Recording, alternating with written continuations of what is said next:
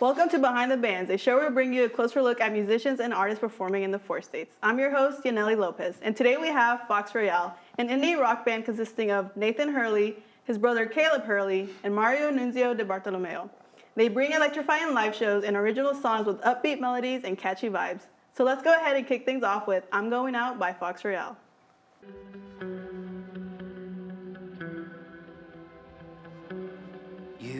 Reject me, caress me, forgive me, forget me, and leave me, can't see me, attack me, then feed me. I love you and leave you and say I don't need you. Enjoy you, avoid you, surprise you, annoy you. I'm laughing, my family is passing. You're staying or going. There's no way of knowing I can't stay.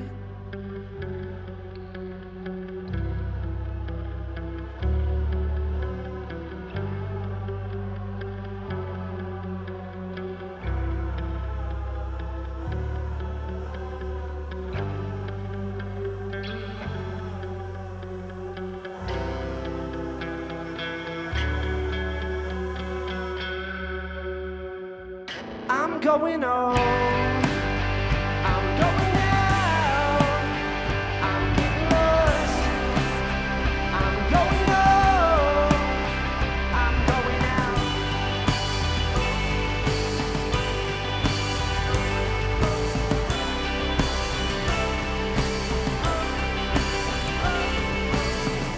I like to think a lot of people think of me. Like to hear when they enjoy my voice. And I hope the crowd that left here is missing us saying our name and how they didn't see it. Did we ever have it in us? Did we find it in the comments? I don't know, but if you hadn't left, I would have stayed home. And now I'm going on. I'm going out. I'm getting lost. I'm going on. I'm going out.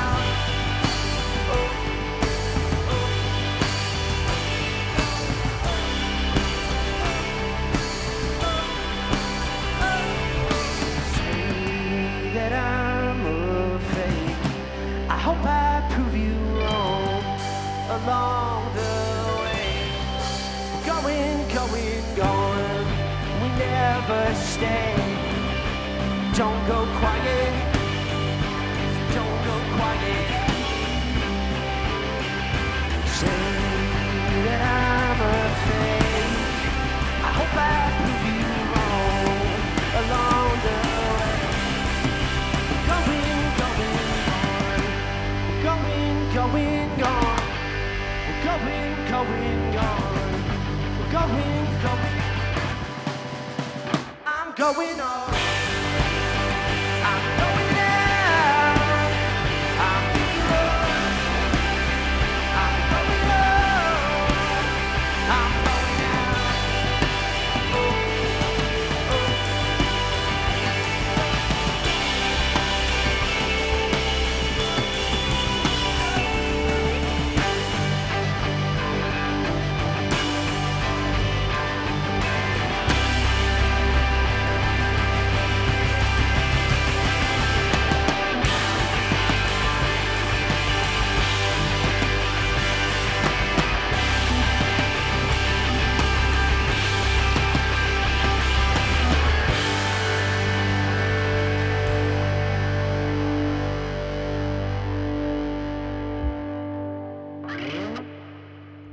And we're back with Fox Royale. How are you guys doing today? Good. It was fun playing some songs in a studio. So. All right, well, we're excited to have you here. Thank you. So first things first, how did the band come together? Caleb and I were in bands in high school, junior high even, and then after I dropped out of college, I was touring in a band, and we met Mario before he was in a different band, and then we started Fox Royale the same week that COVID started. Mm-hmm. Our song came out the day the world shut down in March 7th of 2020. And since then we've been touring, and Mario joined the band a year, 2 years ago, and we're the main guys. So we have different drummers all the time, and the three of us play every show together. That's pretty cool. So how did you come up with the name Fox Royale? That is a combination of a few different things. We really love movies. We go to movie theaters all the time when we're on tour. We own a movie theater. We're not what we're here to talk about, but we just love movies so much. And the name was a combination of a couple of our favorite titles, Fantastic Mr. Fox and Casino Royale. It's also a homage to the Royale with Cheese from Pulp Fiction, which is another one of our favorite movies. Okay. Yeah. Just a And then we collection of voted on words. it. We couldn't decide a band name. Our college band was kind of dying, and we were told, come up with a new name and you'll have a new life. And we were like, okay. And then we wrote down 100 names, and they were all kind of movie reference names, and we voted on Fox Royale. That's So, pretty cool. So adding your love of music and movies. oh, yeah. So of course, Nathan, Caleb, you guys are brothers. Do you guys come from another musical family? Anyone else in the music industry, I guess? Not the industry, but our parents play music. My dad did musical theater, like he was in the Buddy Holly story when I was a kid. And our sisters actually wanted to be in a band when Caleb was in like junior high and I was in high school. And we were told we were going to be in that band too. Mm-hmm. And we didn't get to name the band. They picked us matching outfits and played the Webb City Farmers Market quite a bit. We were regulars there. And then surprisingly after that, we decided that we wanted to keep doing band stuff, and our sisters really didn't want to travel or do any of that. So they kinda- very musical family though. Definitely. Right, and then of course you're not related to them, but what about you? Not related to him. No, Nathan and I think I first met Nathan in 2019. I guess I would have met Caleb too.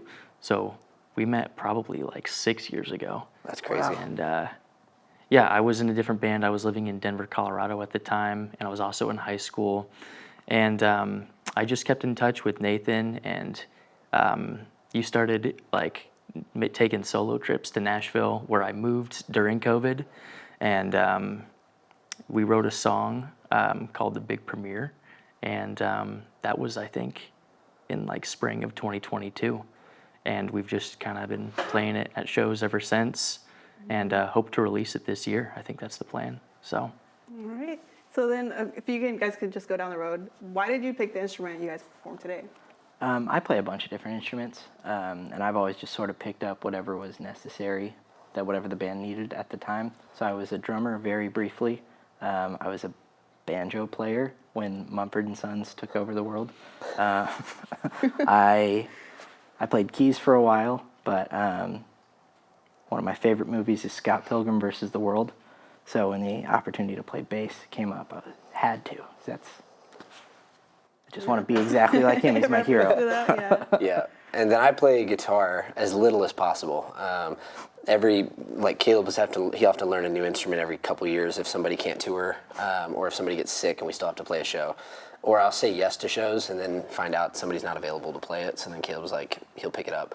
But I've only ever played guitar, and once we added Mario, like I help write a lot of the guitar parts, and then I never learn how to play them live. So I'll stand there for like you'll see in these songs, I don't have to do that much. So I play like the bare minimum amount so that I can hold a guitar for the pictures. But mostly I just write the words and sing. And I try to not play guitar too much because I don't really have the chops. I like to play chords, Yeah. and I've never been like a shredder. And I was like a folk musician for a while when that was trendy. I don't post those pictures on Facebook anymore, but yeah. So we added Mario, so I didn't have to play guitar too much. Okay, so they pick up. So yeah, I play guitar in the band, but I actually started on keys when I was like 8 or 9. I think just added instruments like every year. So I think guitar was like the next one, and then also bass and some mandolin. I Didn't know that. Yeah, so if we need that. But yeah, We're mainly good. No. guitar, and then all of us sing. Yeah. So we try to at least. Yeah, Pretty cool. So it's like just any instrument, you're like, we got it. I was pretty much. Yeah. really talented. I can't play one single instrument, but okay. All right, so the next song you're performing is called I Don't Speak the Language, and it's one of your newer songs. Can you explain the meaning behind that song? Yes. So taken very literally, my wife is from Costa Rica, and her family primarily speaks Spanish. And so whenever I visit Costa Rica, I literally don't speak the language. And I was feeling kind of lonely a couple times where I just felt like, pretty much if you don't speak the language of the country you're in, if anybody laughs near you, you just assume they're laughing at you. So it kind of started with that. I'm on like a 413-day streak on Duolingo, and I'm learning slowly, and I'm getting a lot better. But every time I go down there, I remember how much I don't know. And so taken literally, it's about being in an area where you don't speak the native tongue. And kind of, I've been like that awful tourist type before. I'm like, hey, can we like change the language on the movie? Because I don't know what's going on. And then that's, I think, a line in the song. And my wife was like, learn the language. And so, since that conversation 413 days ago, I've been on Duolingo. And, but taken metaphorically, which I don't think of it that way, but it could also just be not fitting in anywhere. Or like if you're trying to make it in the music industry and you don't feel like you're fitting in very well, or you don't know the terminology to use to sound like you're a professional, I could definitely see it being about that. So unless you're married to a Costa Rican and you go there a lot and you feel kind of out of touch with the culture, the song probably won't mean the same thing to you. That's true. So it is open for interpretation, I guess, for that. Yes. I mean, you're willing to learn, so that's also very important. Yeah, I'm trying, and but yeah, that's what it's really about. So if anybody ever says it's about something else, they're lying. But you, what do you think it's about? I can't say. I always listen to lyrics and songs and think of things that are definitely not what they're about. But I never think of Costa Rica. I'm like the first lyric in this song is, or I guess it's not the first lyric, but early on, the lyric is "Your daddy's in the kitchen," and I just think of something else that you're not talking about. Oh, so, yeah, that totally makes sense. Yeah, mostly it was I think she and I were fighting about how I was I think I was offended or something, and nobody actually said anything rude, but I just misinterpreted it, and she was getting kind of upset, and I was like, I'm gonna get in trouble. So. Well, I am bilingual, and that's what when you told me that, I was like, I wonder if it's something with language, literal language, not just something. But all right, so we're gonna go ahead and take a listen to that song then. Cool. All right, here is "I Don't Speak the Language" by Fox Royale. Did I overdo it? Do you wanna tell me how? Your dad is in the kitchen, could you try to keep it down? I don't speak the language. I don't speak the language yet. People come and go, someone always sticks around. Don't understand the movie, could we maybe shut it off? You say learn the language, cause I don't speak the language yet. I don't learn words for word. I can't break it. I wanna belong here. I'm trying to swim, and I'm going under. Does it ever come easy? And will I ever get there? I can't break it. I wanna belong.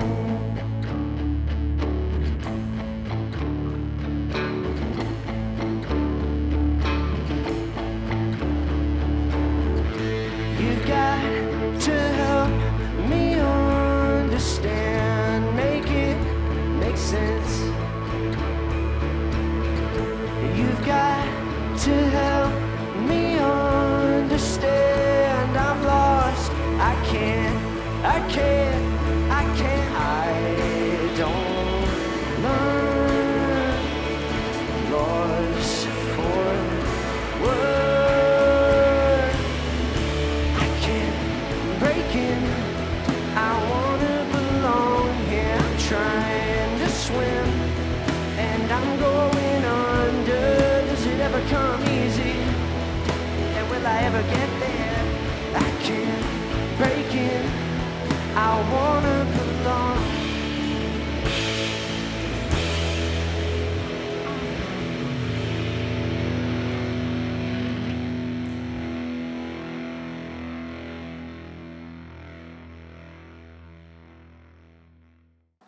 That was "I Don't Speak the Language."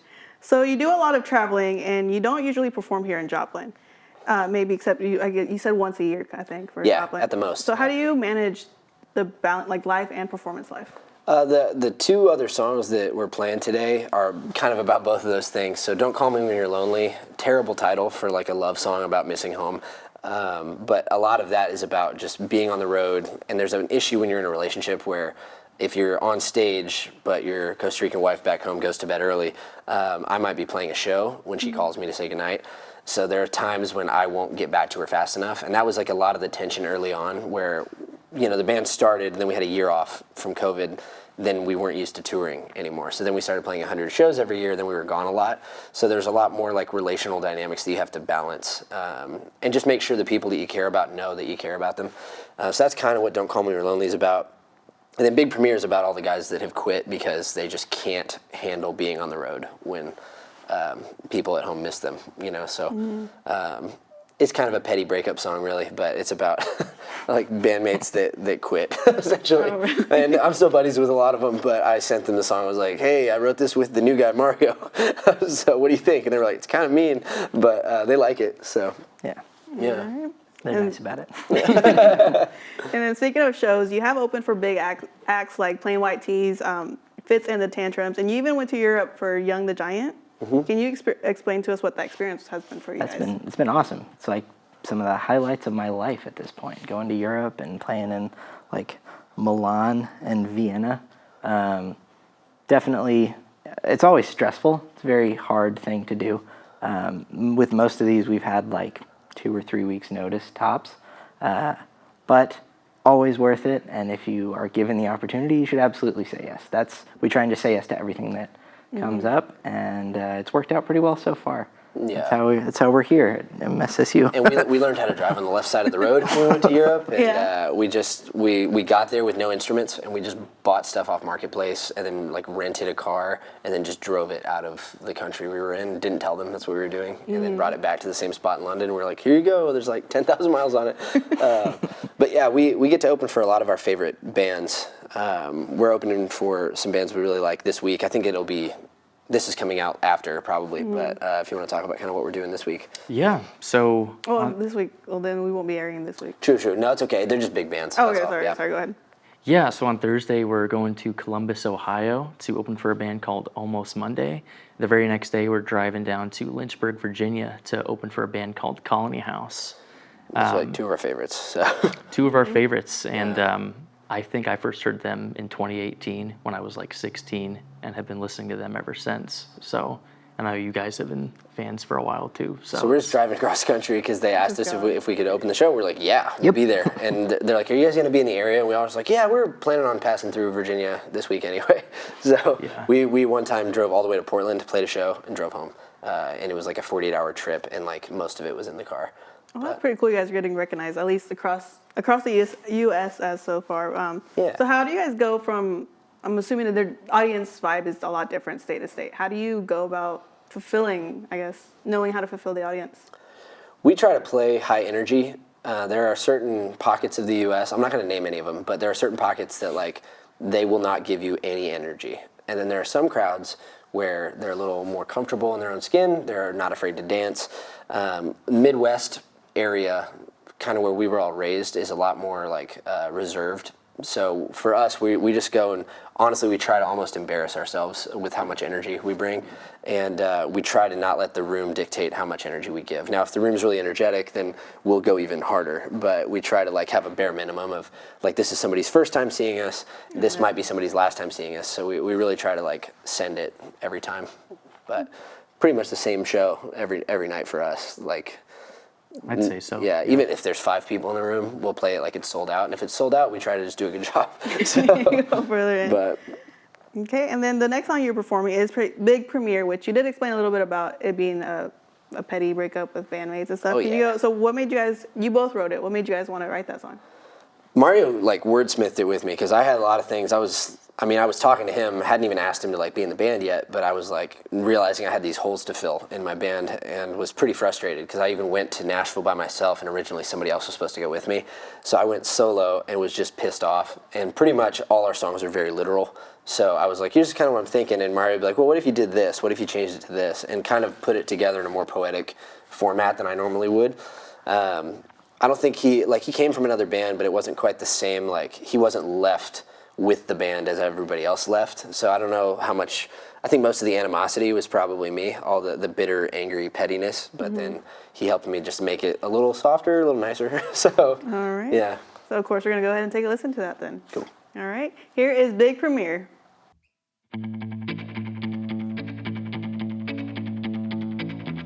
Doesn't make sense to be apart when has anything made sense so far? Gonna risk it all wrong, like when I sold my car. I've gone for broke 2 times before. So go say hello to the ball and chain. I'm taking shots till I've forgotten your name. Said 1,000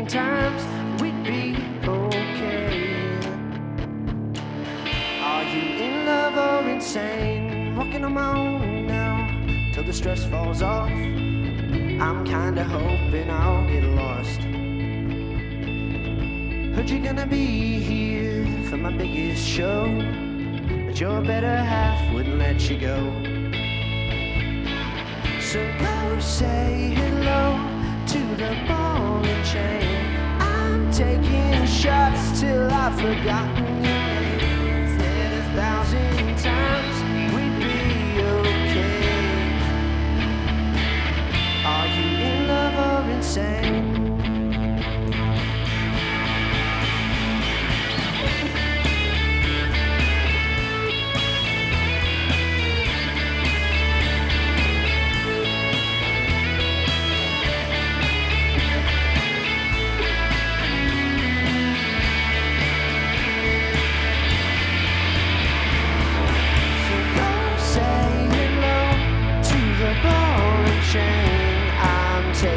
Shots, now I've forgotten your name. Said 1,000 times we'd be okay. Are you in love or insane?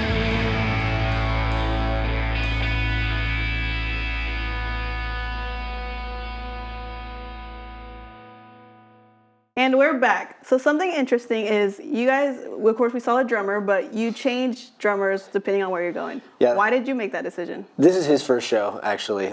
His first show is in 2 days, and we were like, hey, by the way, after practice, he just met Mario today. We just, like we were saying, we kind of say yes to every opportunity, and it has been a point of tension with other former bandmates that we wrote Big Premiere about. But we decided that we're not going to compromise on that. So if somebody calls us and says, hey, are you free May 8th to open for this band in Charlotte, North Carolina? We were like, this morning, I was like, yes, I'll be there. Even though I've got no show before or after that, we're just going to drive there and play it. Because that's how small bands get their foot in the door. The minute you start saying no, it's a lot harder to get into new venues, to meet the bands that you want to meet. Sometimes you'll play a nothing show, but then somebody there will connect you with a huge festival. And we realized that having a drummer that's full-time is sometimes not worth the trouble. And so we've got a guy that lives in California that drums for us quite a bit. We just had a guy from Austin on our last tour, and his name's Sammy. So there's Matt, Sammy, Josh, who's here today, Josh, who's not here today. Colorado. Yeah, I'm trying to think. Those are the four. Evan, who went to Europe. Evan came to Europe with us, and there was one other guy I'm thinking of. One of my old roommates from Nashville also. Ryan. Yeah, good old Did Ryan. a couple tours with But us. yeah, we had to have a roster. This guy named Cameron hit me up. He was at our show in Alabama last month, and he was, I'd love to drum for you. And we were like, well, we actually have the spot covered, but I saved his number. I checked his resume and his references, so we have another guy in the roster. So we got about 6 we can choose from. That way, like, depending on where we're going, it's like, do we want to fly this guy out? This guy lives in town. Like, what makes the most sense geographically? We flew a guy from California to Portland show for that one-off that we did. So drumming, for whatever reason, has been the hardest position to fill with a guy who can do it full time and play and not have 30 practices. So finding professionals that can do 1 or 2 days of intensive practice and then be ready to play live, that's kind of our methodology. So I think that's kind of how we're gonna keep doing it until we find somebody who's got nothing else going on. Full on. Or you never will, maybe. Yeah, we'll never find that guy. All right, so where can our viewers go to learn more about you guys, or even more shows way down the future? Well, all of our social media is under the handle @WeAreFoxRoyale. Okay. And our website is also wearefoxroyale.com. Yep, and we're on Spotify and Amazon and all that, but that's just Fox Apple Royale. Music. Look it up. Fox Royale. We have So 2 on the streaming. Yeah, we have a couple YouTube. new songs. YouTube, yeah. X. Tidal, Napster. Blue Sky. Yeah. You know, All of the them. usuals. But yeah, Shazam. we're on all the websites. So, and we're putting out an album this summer. So we will play a show in Joplin. I don't want to say what day, but we opened a movie theater, named it after the band, and so we'll be playing our first live show in Joplin, probably there this summer. I'm thinking June. So. Okay. All right, and then just really briefly, can you describe the next song, Don't Call Me When You're Lonely? Yeah, that's a good one. Yeah. Nice. That song, I think it explains itself. I think. Yeah. Cool. You did mention it earlier. But Yeah, it's About a pack of gum. it's the first song we ever put out. It's we wrote it in 3 hours. We had like a little bit of extra studio time out in LA, and we were like, oh, we should just do this. And this guy was playing a guitar part, and we wrote not very many words, and then just sing the chorus quite a bit. And it's a really high energy song, and we put it out the day COVID started, and then that song it got us on the Giant tour. That's usually the one we send if we're trying to give somebody an idea of what the you live guys- show will be. So Okay. Yeah. Well, thank you so much for being with me today, guys. Thank you. Appreciate it. Thank you. And that wraps up this edition of Behind the Bands. I'm your host, Yaneli Lopez, and we leave you with one more performance from Fox Royale. Here's Don't Call Me When You're Lonely. Thanks for watching. Money, pick up the phone, I'll listen closely. Won't you call me when you're lonely? Don't try and tell me I'm the only one.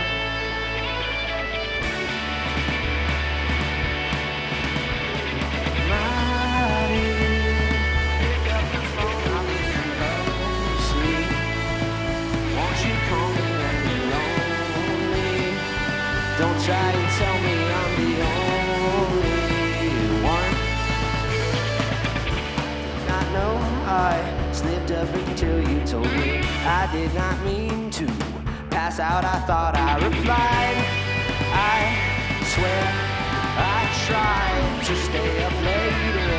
I feel you know in your eyes like it's a favor to even text me goodnight. I don't wanna fight. Mighty, pick up the phone, I'll listen closely. Won't you call me when you're lonely? Don't lie and tell me I'm the only one. Mighty, pick up the phone, I'll listen closely. Won't you call me when you're lonely? Don't try and tell me I'm the only one you call.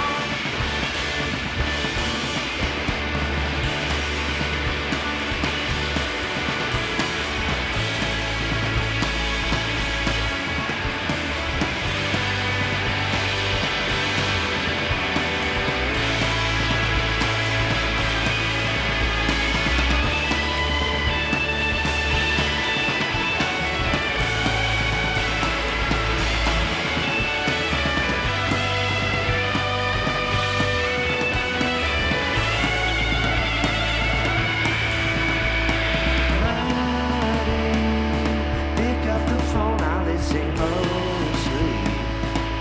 Won't you call me when you're lonely? Don't try and tell me